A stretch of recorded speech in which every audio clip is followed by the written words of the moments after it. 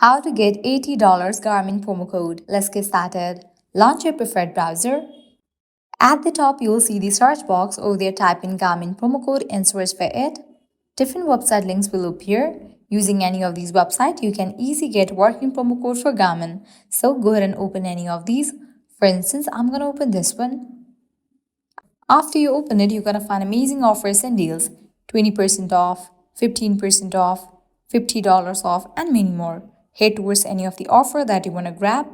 Make sure to check the expiration date of the coupon code, whether it is valid or not. After you select the offer that you want to grab, click on Get Discount. No code required. For some offers, you will not require code. You just have to click on Go to Garmin website. With that, you will be directed to the official website of Garmin. Now you can log into your account, make your purchase, and proceed to checkout. While you check out, the offer will be automatically applied to your order and you will get the discount.